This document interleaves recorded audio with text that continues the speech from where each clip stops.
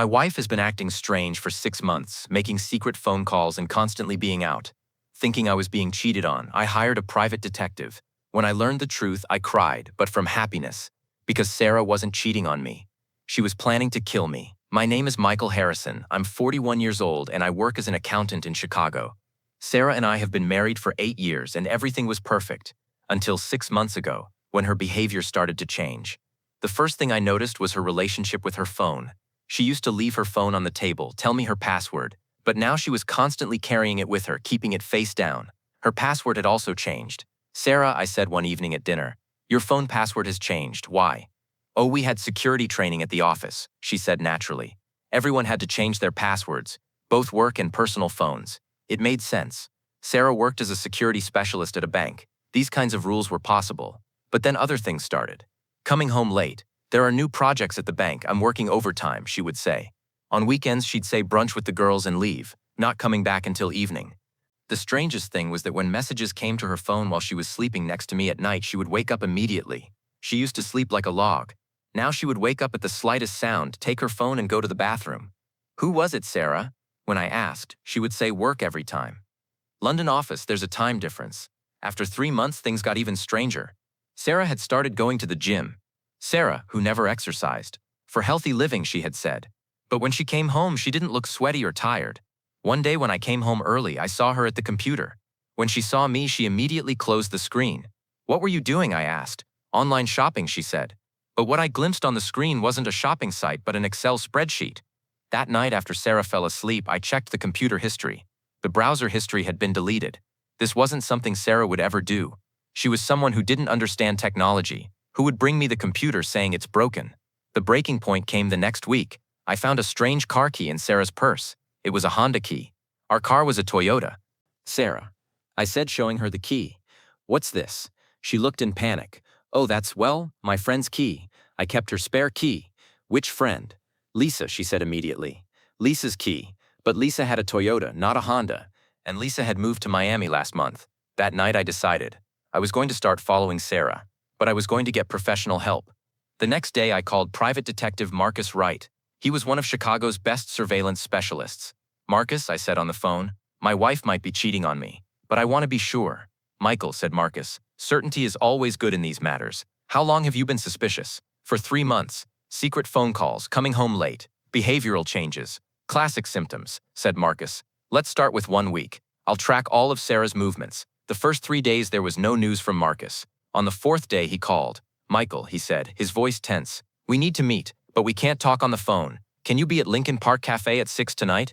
My heart raced. So I really was being cheated on. When I found Marcus at the cafe, there was a strange expression on his face. I couldn't tell if he was worried or confused.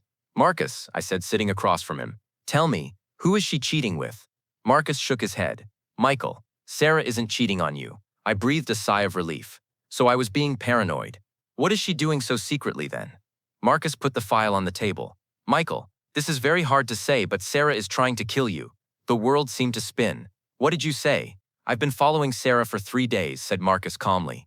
"The places she goes, the people she talks to, the research she does." "Michael, this woman is planning your death." "This is impossible," I said. "Sarah wouldn't hurt a fly." "What do you mean trying to kill me?" Marcus pulled out photographs. Places Sarah has been. Gun store, store selling chemical supplies, and, he paused, Dr. Jonathan Miller's office. "Who is Dr. Miller?" "Forensic toxicologist," said Marcus. "A poison expert, but also someone who provides consultation for money." I looked at the photographs. Images of Sarah coming out of the gun store, buying chemical supplies, talking with Dr. Miller at a cafe. "Also," Marcus continued, "Sarah has been researching your life insurance for the past 2 months, trying to access police files, researching methods to make it look like an accident." "How do you know these things?" "I have a computer expert," said Marcus. "He recovered Sarah's internet history." "Michael, she's trying to kill you and collect the life insurance money. A $2 million policy." My hands started shaking. "But why? We don't have problems. We're happy." Marcus pulled out another file. "Michael, Sarah has another life. She's been seeing someone named James Morrison for 3 years, and James has big debts, gambling debts. In the photo was Sarah kissing a man I didn't recognize." My heart shattered. "So there is cheating too," I said. "Yes, but that's just the beginning," said Marcus. James's gambling debts are $850,000, and his creditors are getting impatient. As long as Sarah stays married to you, divorce would require asset division, but if you die, all the insurance money goes to her. So Sarah doesn't love me? Is she only married for my money? Marcus looked at me sadly. Michael, I've seen Sarah's messages to you too. Things she writes to James. Like Michael is stupid, he doesn't suspect anything. If we wait a few more months, we'll be rich. At that moment, everything fell into place. The night phone calls were with James. The gym excuse was to meet with him. Coming home late, secretive behavior. It was all to plan my murder. Marcus, I said, trembling. What should I do? Should I go to the police? There's no concrete evidence yet, said Marcus. Doing research isn't a crime. But Michael, you must be very careful. Sarah might act soon. What do you mean? Her latest internet searches are about car accidents, said Marcus. Brake systems, icy roads, seatbelt malfunctions. Michael, you might have an accident soon. That night when I went home, Sarah acted normal. How was your day, honey? She said, smiling. She kissed my cheek. The same, Sarah. But now I knew her true face. It was good, I said with a forced smile. I'm tired. I'll go to bed early. I'm tired too, she said. We had a long meeting at the bank today. Lie. According to Marcus's report, Sarah had met with James today and visited Dr. Miller again. As we went to bed, I looked at Sarah. She was sleeping peacefully. The woman I'd been sleeping next to for 8 years was planning to kill me. How could I have been so wrong? The next day, Marcus called. Michael, emergency, he said. Sarah went to a travel agency today. She arranged a trip to Cabo for 2 people. Next week. Cabo. She didn't tell me anything. Michael, I think this is the final move, said Marcus seriously. In a remote location, it's easier to stage an accident. She might be planning to kill you there. What should I do? Go to the police, said Marcus. We have enough evidence now. Computer records, photographs, surveillance reports. During my lunch break, I went to Chicago Police Department. I spoke with Detective Linda Rodriguez. I showed her all the evidence. Mr. Harrison, said Detective Rodriguez. These are very serious allegations.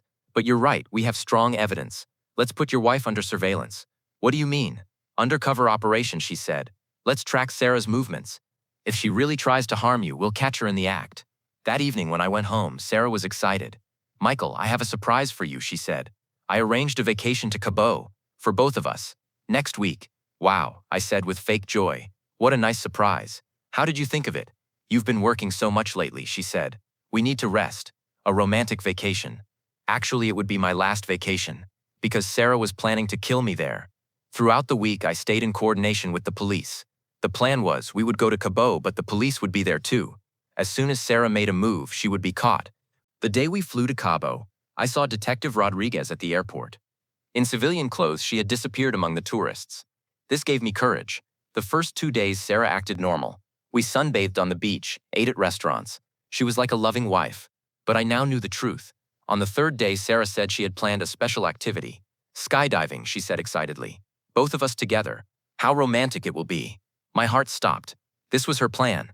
During skydiving, an accident would happen. Skydiving, I said. Sarah, I'm afraid of heights. But Michael, this is a once-in-a-lifetime experience, she said. Would you do it for me? At that moment, I saw the coldness in her eyes. This wasn't the real Sarah. This was Sarah determined to kill me.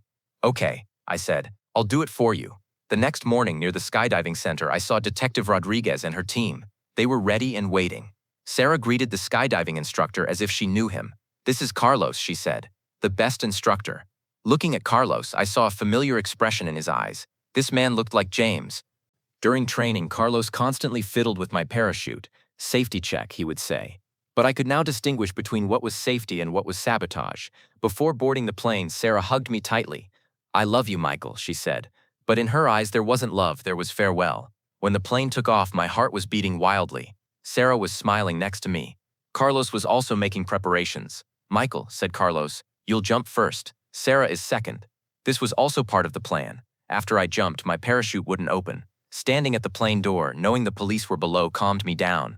But I was still scared. Ready, honey? Sarah asked. Ready, I said. Just as I was about to jump, Carlos approached me. There's a problem with your parachute, he said in a low voice. This hook is loose. At that moment, I understood.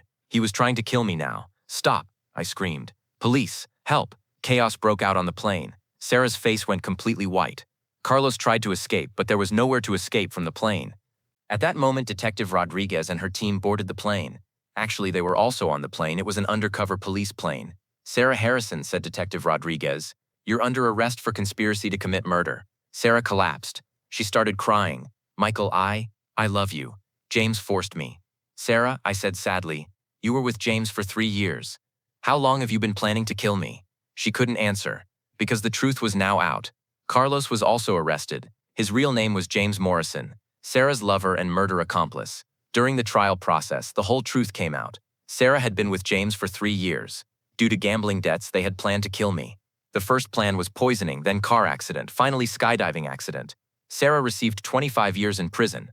James got 30 years. Today, 2 years later, I'm building a new life. I live in a small apartment in Chicago. Trusting is difficult now, but I'm healing. Marcus Wright is still my friend. Michael, he said one day, you were lucky to escape. What if you hadn't hired this detective? I don't know, Marcus, I said. But what I learned is this. Sometimes the people closest to us can be the greatest danger. But the truth comes out sooner or later. For 6 months, I thought my wife was cheating on me. The truth was much worse. She was trying to kill me. Sometimes paranoia can save your life. And sometimes the person you love is actually your greatest enemy. Trust but verify. Because life isn't safe even in the hands of the people you love most.